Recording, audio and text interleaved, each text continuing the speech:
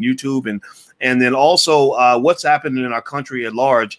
And a person that I really wanted to hear from, that I'm really excited to give you all the chance to hear from, is Miss Angela Stanton King. So Angela Stanton King is a very outspoken Black woman who has political views that I think I'm going to say they seem to lean in the right. But I think that we need to hear all the points of view. And Angela is not afraid to share her perspective. And that's one of the reasons why I love hearing from her. So first of all, Angela, I'd like to ask you, how you doing today, sister? I'm doing great. Thank you for inviting me on your show yet once again. I appreciate it, Mr. Boykins. Yes. Well, thank you for joining us. It is an honor to have you. So let's just start from the beginning. So Angela, I was surprised. You and I were talking today, and you mentioned that you were at the Capitol when everything went down. Well, let's start from the beginning then. What took you out to DC on that day? Well, I was actually not at the Capitol, but at the president's rally, and everything is kind of in the same vicinity. The White House, Freedom Plaza, is kind of all right there. You guys know that I work very closely with the Trump administration, so I felt that it was important to be there to hear what the president had to say. We didn't know exactly what was going to happen on January 6th, whether or not, Republican congressmen were going to vote to give the election to Joe Biden, or if they were going to vote against it. So we were there in support of that. I myself personally have been at plenty of the president's rallies. I've heard him speak several times. Even at this rally, I heard him speak. Although I left early, you could still hear it on the radio.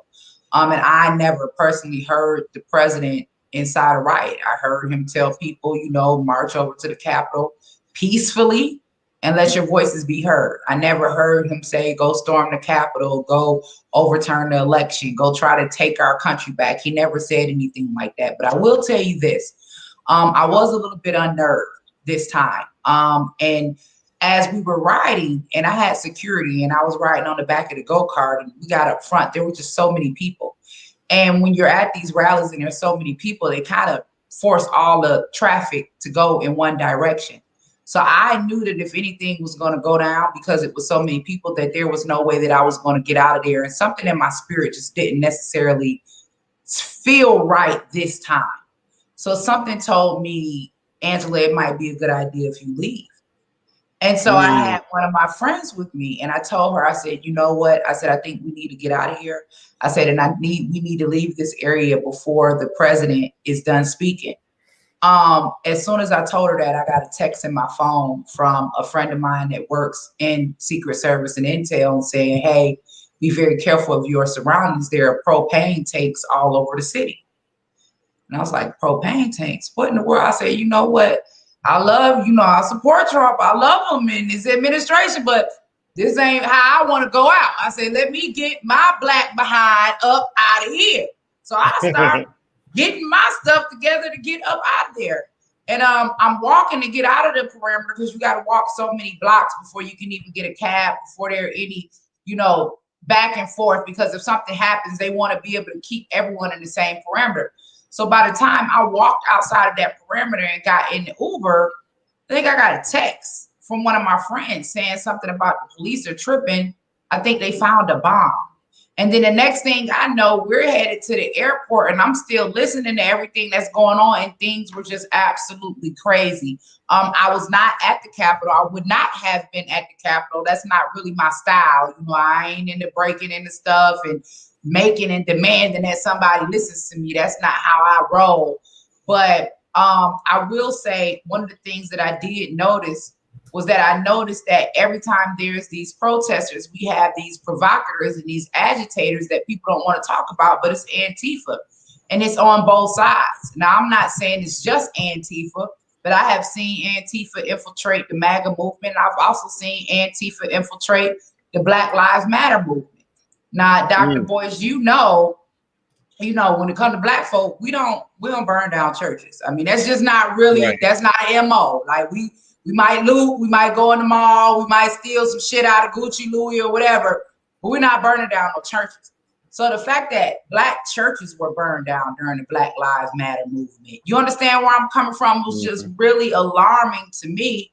And today, my point is, how is it that black folks are so upset about a bunch of white folks storming the Capitol, but these same black folks aren't upset about white folks coming in our neighborhoods and burning them down in the name of Black Lives Matter? And I put up a tweet in regards to that, which is called a firestorm, but that's kind of like where I'm at. And I mean, after the experience on yesterday and having been a Democrat and now been a Republican and being able to experience both sides, you know, I've just come to the conclusion that I really just want to be independent and I just want to fight for what's right.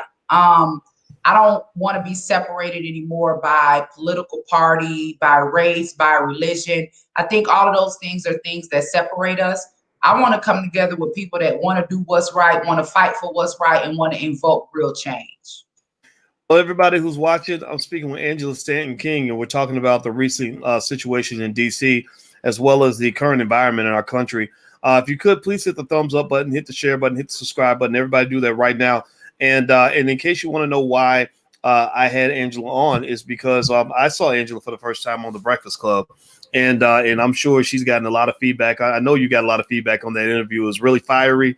I was proud of Charlemagne and the crew for having you on and just letting you speak. And because I'm a big believer in freedom of speech, I think that if you want to fight it out with ideas. You know, lay your ideas on the table. I lay mine on the table. I'm not. When you get to the point where I start saying to you, I don't believe you have a right to even share your ideas. You don't even have a right to talk. That is called totalitarianism. Yep. That is a tactic that was used during the Nazi regime. That is a horrible kind of propaganda that's very destructive for a country. And I believe it's going to come back on black folks. So let me ask you about this, Angela. You as I'm going to go ahead and say you're a conservative. I mean, you're a supporter of Trump, and we'll get into that why in a minute, because I definitely think people should hear that. But right now, it seems to me like I think I saw a hashtag that says something like ban them all or something. And they're literally kind of going through and doing almost like a digital genocide where they're seeking to eliminate not just Trump, but really anybody with dissenting points of view. Like that means anybody who's questioning the virus, anybody who's questioning the LGBT agenda, anybody who's questioning what the liberals are doing. Like they are really getting kind of Adolf Hitler with it right now. Can you kind of speak to that in terms of what you've been seeing in your space? I've lost 20,000 followers since yesterday on Twitter. So they've definitely hit my account. My Instagram account was hit. Anybody that had been paying attention or watching, you know, I put up a video, I get nearly 100,000 views, 10,000 likes. I mean, that's been shut down. My Facebook was hit. Even when I was running my campaign and trying to run for office as a conservative, my accounts were blocked. They wouldn't even allow me to promote my campaigns or run any ads. Anybody that is speaking out against their agenda, they're silencing. It's not just the president, but it's also conservatives or anyone with an alternative view. If you're talking about their agenda with, you know, transgenderism when it comes to our children, if you're talking about abortion, if you're talking about, you know, the massive fraud that took place in our elections, let me say allegedly, so they don't cut you off, then you're deemed an enemy of the people and they want to silence you. This is something that we have been watching take place over in China, right? Their citizens aren't really free. I mean, they're totally controlled. I mean, they just gave somebody that was a journalist, I want to say 4 years in prison for reporting on something that was actually true and factual, but they want to control what we hear. They want to control what we see. They want to control what we read. And we heard from Malcolm X a long time ago that he who controls the media controls the masses. Why are they fighting so hard to silence us? Like, I have not incited any riots. I haven't told anybody to kill anyone. I mean, I haven't done anything crazy other than expose the racism behind Planned Parenthood. Black people have to ask themselves, why would we even agree with somebody that's silencing someone like that? Someone that's speaking out against something that we all know is factual. There's some really deep stuff going on behind the scenes. I'm not really at liberty to discuss it all, but I think that our eyes have been opened in the year of 2020. And regardless of whether we like Trump or whether we like conservatives or not, we need to know that the pendulum swings both ways. And if it's happening now, today to us, then it's definitely happening to you tomorrow. Like, I'm not fond of Joe Biden at all, but I wouldn't want him censored. I wouldn't want his account silenced because I need to hear what he has to say. And when it comes to, just for instance, if there was an emergency or an attack on America or a bomb threat, or we were getting ready to go to war, then that information will be coming directly from the White House. If the president had an emergency and he needed to speak to the American people, I'm sure he would probably do a press conference, but one of the ways that he would release that information is through Twitter. And for these media tech giants who are not government officials, they're not police officers, for them to say that we're going to silence the president because we don't like him, we don't like what he says, he's going against our agenda, then that means that they're bigger than the actual sitting president. And that is very dangerous. And this is what we are up against.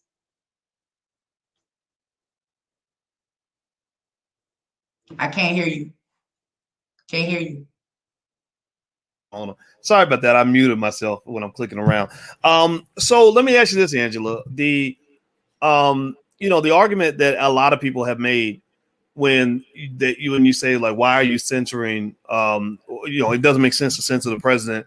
The argument that's been made is that he's inciting violence, and that conservatives that are egging on or even in any type of agreement with what happened in DC are inciting violence. Now, I'm gonna give you my direct answer on this. I'm not gonna even pretend to be neutral on this. I'm not. I voted libertarian, by the way. I'm not into that Democrat Republican stuff, but I like to hear both sides. And one of the things that I thought about was, I said, but wait a minute. I heard a lot of liberals who were very much in support of a lot of violence that was going down all summer long.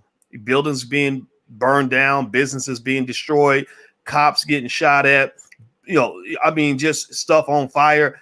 And I hated it. I didn't like it. I ended up in a real dangerous situation when I went to Portland, where I really almost had to hurt somebody because there was no cops around.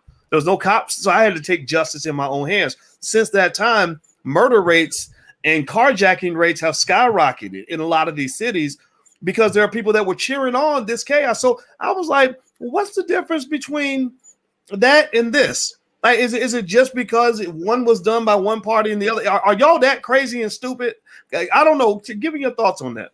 I mean, people really think that skin color makes us different. I mean, I don't think that people get it. I mean, we're all capable of doing the same things. Again, like I said, I didn't hear the president incite a riot. I mean, usually when you incite a riot, you tell people just us what we heard the Democrats say: burn everything down, don't stop. There needs to be no civil unrest. Nothing like that came from the president's mouth. The president said we're going to march over to the Capitol peacefully and let our voices be heard. He never said burn anything down. He never said don't let there be any civil rest whatsoever. So I think that what's happening is you have people on the conservative side that have sat back and watched, Black Lives Matter protesters terrorize our country and burn down our communities, and they got rewarded. I mean, their voices were heard. They got Black Lives Matter murals painted in the streets, several of them in different cities. And maybe they're looking at that and saying, hey, well, if they did it and had their voices heard, then maybe we should do it. Maybe we need to storm the Capitol. Maybe we need to set some things on fire. I said this yesterday and I'll say it again today.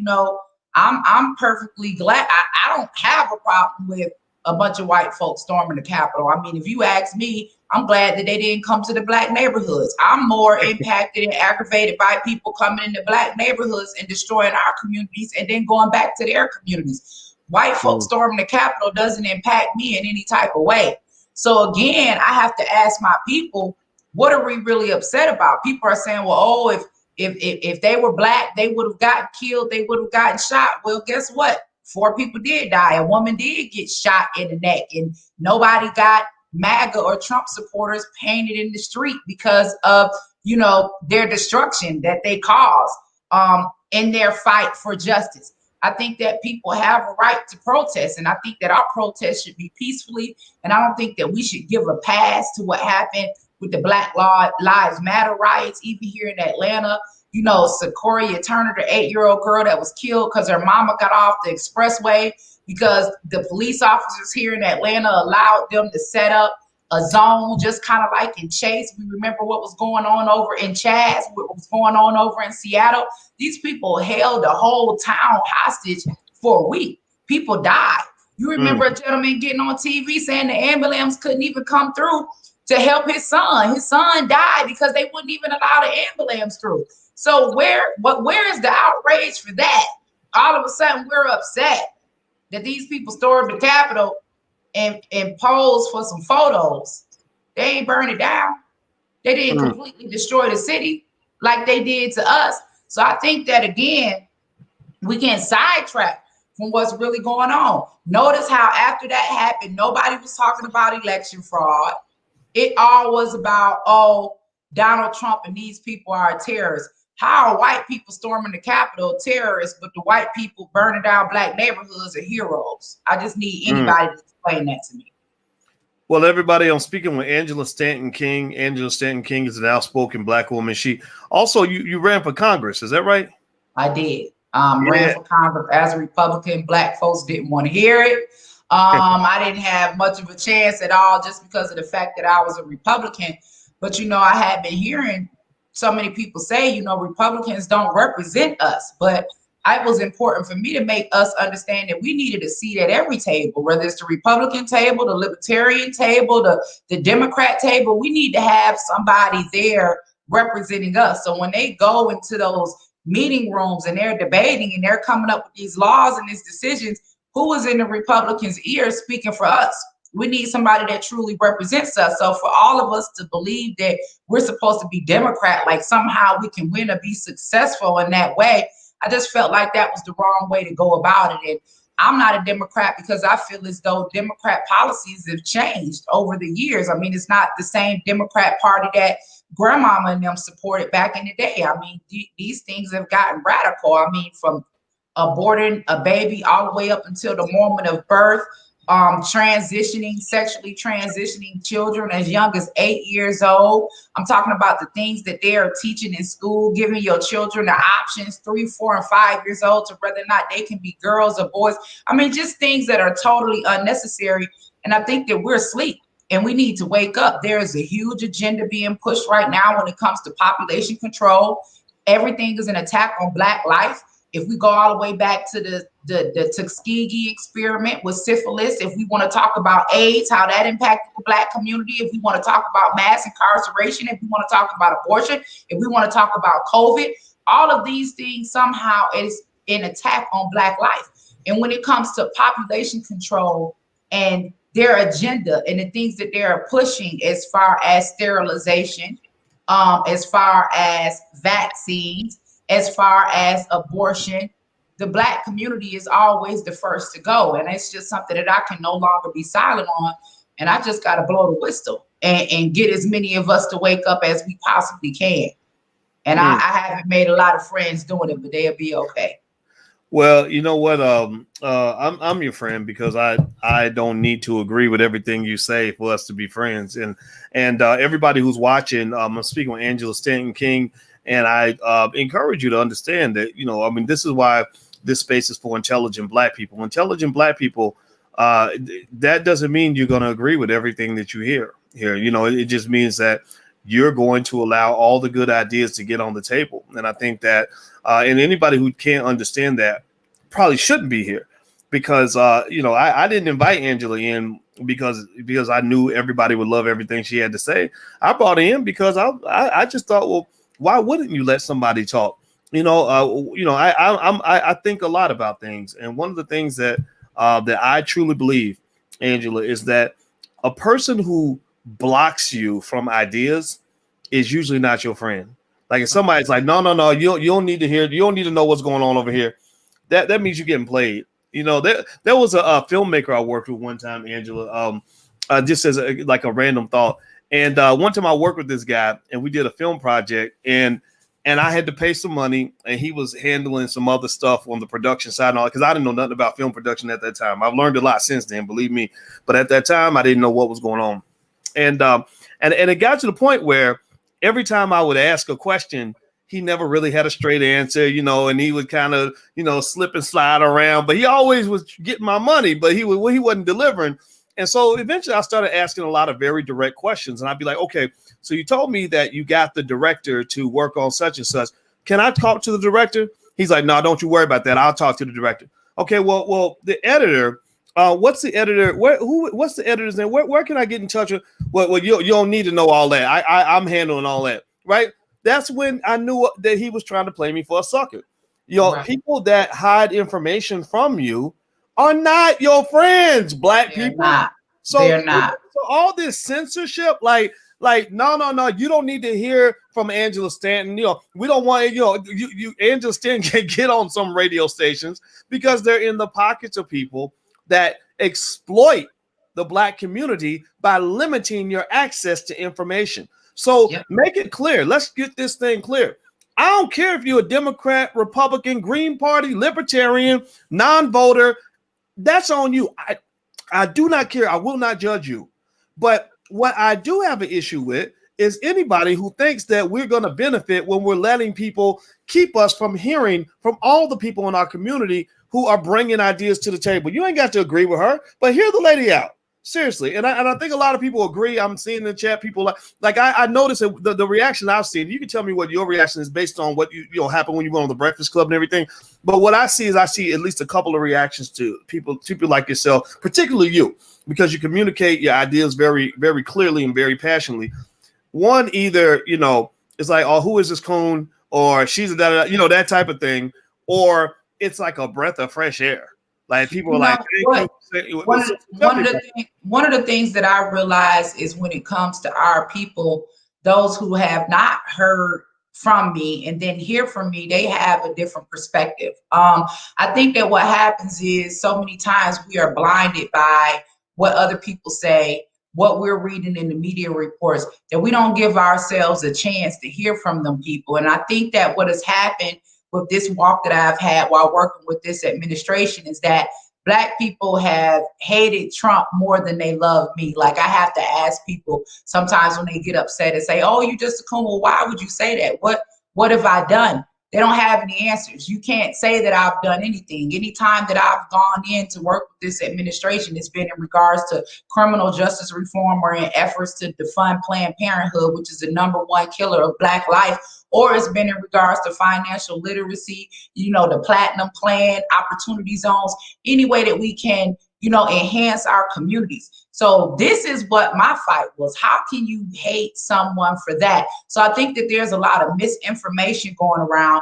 And just like you said, there are people that will ban me and say, well, I'm not going to bring her on the show, or I'm not going to allow her to have a voice because she runs with Trump. Well, let me tell you something. Me running with Trump got a lot of Black people out of prison. Me running with Trump ended up preserving a lot of Black lives because we did end up defunding Planned Parenthood, whether it's stuck or not. We did make a difference. Me running with Trump helped us get opportunity zones and tax incentives for people to be able to come back and rebuild the very communities that Black Lives Matter burned down. So I was able to walk away with real tangibles. Not only that, but the man gave me a huge platform. Every time he had a rally, he was saying my name. He was holding up my book. He was promoting my book. I mean, I've gotten more support from Trump than I've gotten from a lot of people that I've known for years, even some people in my own family. So at the end of the day, we have to pay attention to what people do and not necessarily so much as what people say. Because even when we had Obama for president, we knew that we loved everything he said, but we didn't love everything that he did when it came to behalf of Black America. So when it comes to President Trump and the things that he has done for the Black community, I applaud him for that. I'm grateful for that. I'm like, at least we got something. Our schools are permanently funded. You understand where I'm coming from? A lot of people were able to take advantage of the PPP loans that came down through the pipeline to try to sustain their businesses. Our fight for religious freedom, what he's done to help us with freedom of speech. All of this fighting we've been doing, and look how it ended up. How does big tech get to not only silence us, but silence the president? I go on Twitter right now and see all type of porn, see all type of OnlyFans accounts. I can see Chrissy Teigen talking about her love for pedophilia and eating children and all of that type of stuff. But me, I get banned. Wait, what? I said I can go on Twitter and see. I know you said Chrissy Teigen. I'm sorry. Isn't Chrissy Teigen? Isn't she the lady that's married to John Legend? And also the lady that had all of the tweets all over Twitter about her love for pedophilia and eating children. Right. So anybody can go. Wait, John Legend's wife talked about Asian children. Yeah. I had to keep the record player scratched in my head. Yeah. Okay. Yeah. A quick research will pull up all of the tweets for you. And I'm like, we're not banning stuff like that, but I get banned because I want Black women to give birth. I want us to build our numbers. I want us to grow our communities. I mean, I don't get it. I mean, it's just we're backwards. We're backwards. Okay. So that threw me off a little bit. I'm gonna Google that. Oh, it threw me off when I read them. I just couldn't believe it. I'm like, oh my God, nobody has said anything. And I get banned for talking about abortion? Come on, man. What in the hell is going on here? Something ain't right. Something ain't right. Well, everybody, I'm talking to Angela Stanton King, and we're talking about all the stuff that's going on with the country, with censorship, with the DC protests, everything. Remember, we're building Black media, and also I want to guide you all to the allblackagenda.com. That is where we have put our Black agenda together that you can implement with your family. You don't need Biden, Trump, anybody's permission to do this. These are things you can do in your own family to make your situation better. Because I'd like to get Miss Stanton King's perspective on this. And so go to the allblackagenda.com, and everybody, please take 1 second, hit the thumbs up button, share, subscribe, hit the notification bell. If everybody could do that now, and then put your hashtag B1 in the chat after you do that, well, I would appreciate that right now. 1, 2, 3. Everybody, thumbs up, subscribe, all that stuff. Please do that. We need you to do that. Okay, so I want to ask you about this, Miss Stanton King. When I see people on the left, burning down buildings and all whatever they were doing this summer, whether it was Antifa or anybody else, part of me didn't like. A big part of me didn't like it because I don't want to see that destruction. But another part of me, I understand economics and inequality, and America has a lot of inequality. And I can partly understand the frustration when I saw people on the right, maybe country folks, country boy from Alabama climbing over the walls of the Capitol building just to get a chance to speak to his representative. I thought about the same thing. I thought about the fact that Nancy Pelosi and Mitch McConnell, their combined net worth is over $200 million, about $250 million. And I saw these people who are worth hundreds of millions of dollars sitting in Congress, away from the world, detached in a political version of the ivory tower, making life or death economic decisions for starving families. People were getting evicted or not evicted based on whether they decided to send the $600 check now or send it next month. That infuriated me, and I think it's incredibly arrogant that they think, okay, I can't be touched, can't nobody mess with me, and so what I really see is when I look at the extremes, because remember we're talking about the extremes, and I think it's sad when you want to link every Trump supporter to the person that climbed the wall of the White House wearing the elephant ears or whatever he had, the horns on. Let me tell y'all about this Trump supporter. I heard a roar. All I know is the president said something. Next thing I know, I heard a roar. It sounded like we was in medieval times or something. You know the movies when the people on the horses and they finna get ready to go and rush the castle. I just heard a roar and I was like, let me tell you something. My Black ass finna get the fuck up out of here. That's what I'm finna do. I'm not finna get caught up in none of it. So when you talk about not tying every Trump supporter, it's just like not tying every Democrat. But one of the things that I will say to our community is this: we have to begin to put the responsibility where it lies. Now, one thing about them white folks storming the Capitol and going to question their representatives, if you feel like your vote has been cheated by Congress, then Congress is where you need to have your beef at. Counter to the Black Lives Matter riots, when you got these police officers killing these unarmed Black men, why did y'all not go burn their houses down? Why did y'all not go burn the police departments down? Like, why did y'all come to our neighborhoods and our communities? None of those business owners, none of the people that own those cars or those properties had anything to do with George Floyd or Ahmaud Arbery or any of them losing their lives. So why are we even Sequoia Turner? Why is she dead? She had nothing to do with what happened to Rayshard Brooks. The person that owned the Wendy's here in Atlanta had nothing to do with what happened to Rayshard Brooks. So I think that when we are having our protests, we need to make sure that we are putting the responsibility where it lies. Well, I agree with you, and I really think that what I really see is something that has become a civil war that really should have been a revolution. I really think that what we got to realize is that you really have the 1% playing people against each other, all for issues that they don't even care about. And I think there's enough criticism to go around. Whether you're talking about the PPP loans, the PPP loans went right over the head of black people. People that needed the money the most didn't get it. The billionaires and the corporations got it.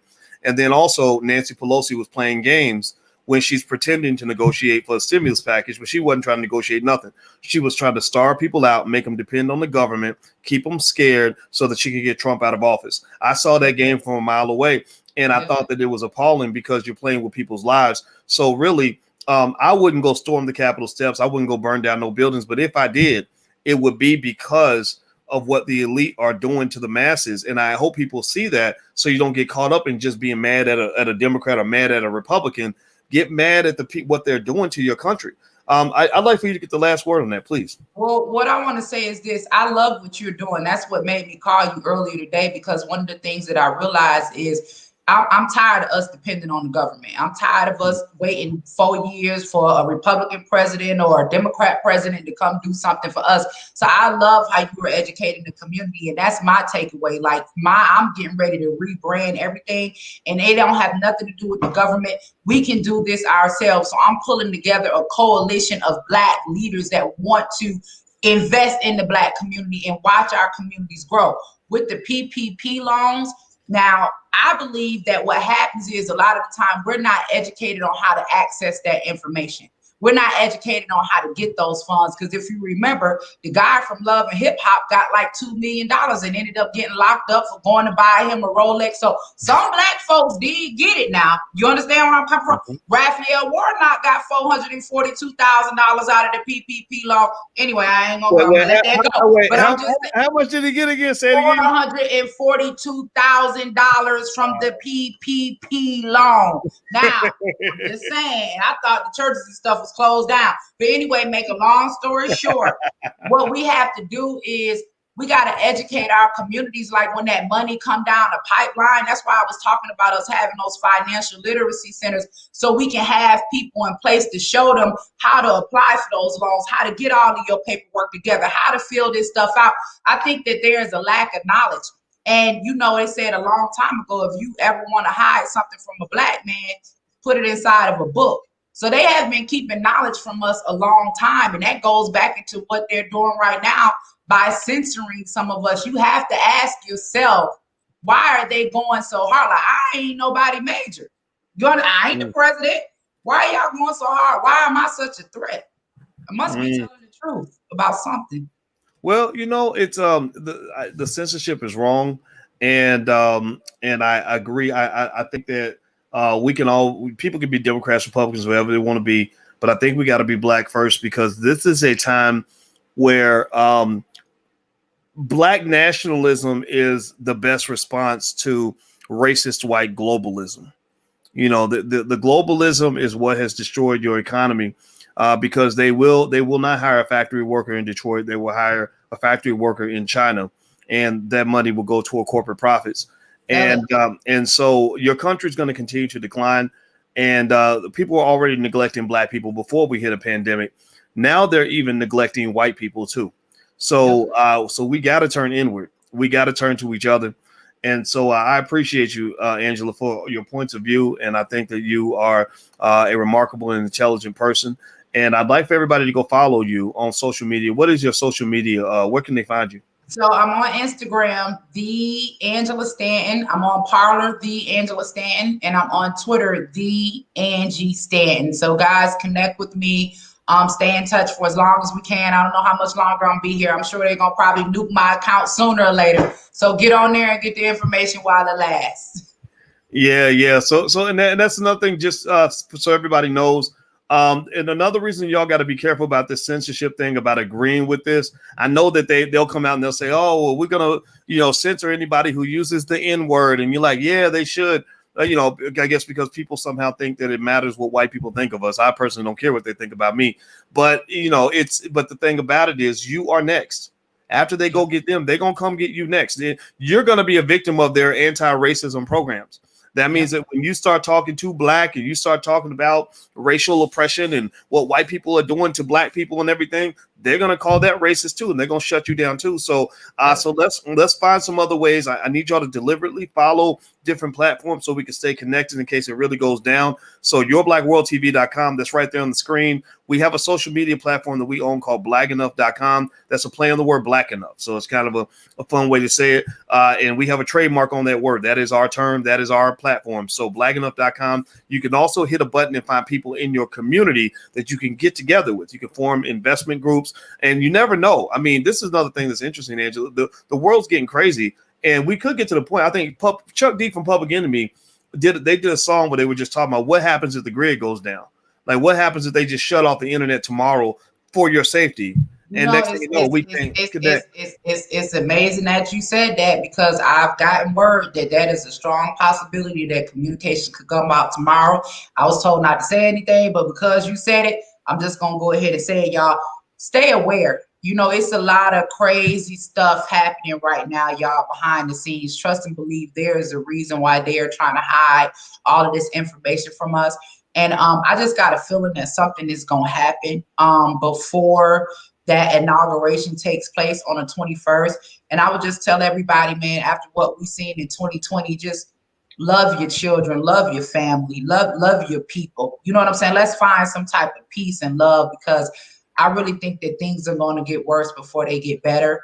And it really hurts me to see us where we are. Like, I've been in America my whole life. And, you know, Dr. Boyce, we've seen on TV some of the things that happened back in the day with John Lewis and Martin Luther King, and how they were beaten and they were fighting for justice. And I just didn't grow up in that type of world. Like, for all of this stuff to be coming back now, it seems as if it's just really quite disturbing. And I just want people to know that we got to stop being separated by race. We got to stop race, religion, and political parties. The only difference is good and evil. You either a good person or you an evil person. And that's how we got to begin judging people, by the content of the character, not their religion, not their political party, and definitely not their skin color. So, Dr. Boyce, you know, anytime you want me on, it's a pleasure. I love the work that you do. Thank you, Black man, for what you are doing for our people. This is how we get it done. We do the work. We stop fighting. We do the work. We bring everybody together, and we take care of us. And that's what we need to do. So I'll see you soon, Dr. Boyce. Thanks so much for having me on. Absolutely. Let me ask you one more question, Angela. Are you on the Parler app? I am the Angela Stanton on Parler. So you guys can find me on Parler as well, the Angela Stanton. Okay, yeah, I saw where they took down the Parler app off the Google Play Store, but it wasn't working yesterday, but it looks like it's working today. And I like Parler because they give freedom of speech. You know, I don't care who started it. I just like the freedom of speech part. So I'm also on Parler too. And so you guys can follow us on Parler. I think I like the app. So I want to make sure people knew where they could find you, because we need to stay connected. And so everybody, please give a digital thank you, digital round of applause for Angela Stanton King. You said it's the Angela Stanton. That is how people can find you.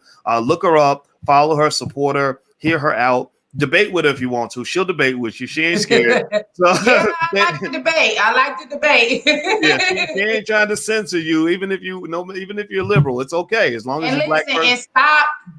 Do not side with white liberals trying to silence your sister. Okay, y'all need to be fighting with me. There is no way you should be supporting these people trying to silence me when I'm talking about this attack on Black life. Okay, whether you pro-choice or not, you know what I'm talking about is right. Do not be siding with these folks to silence me, okay? That is the enemy. We're not siding with the enemy in this season. We're going to support each other. We're going to uplift each other, and we're going to hold each other up. You know, one thing about my grandma, I'll tell you this before I go. My grandmother, I used to always think she was so mean. Like, every time, I used to be scared to ask her for stuff sometime. And one time I remember I asked her, I said, Grandma, why are you so mean? And for once, she wouldn't let me call her grandma, so she had checked me. She said, you call me grandmother or should. She said, I'm not mean. I just mean what I say. And although I thought my grandmother was the meanest person in the world, I was always fed. I always had somewhere to lay my head. She took care of me when I was sick. She may not have spoke in all of the words that I wanted to hear, but I knew that she loved me. And I'm kind of like that person. I may not be the nicest person, the nicest thing don't roll off my tongue because I'm really just blunt and to the point. And I don't, I don't cut no corners when it comes to bullshit. We need to deal with it and get it out of the way. But I love my people and don't ever, ever, ever second guess that, ever. So thanks, Dr. Boyce, for having me on. I appreciate it. Thank you, sister. Thank you. And thank you all for joining us. Hit the thumbs up button before you go. You can get a free e-copy of my book, It Takes a Village to Raise the Bar, at allblackeconomics.com. So keep being intelligent, guys. Good to see you. I'll see you again real soon. And thanks again, Angela.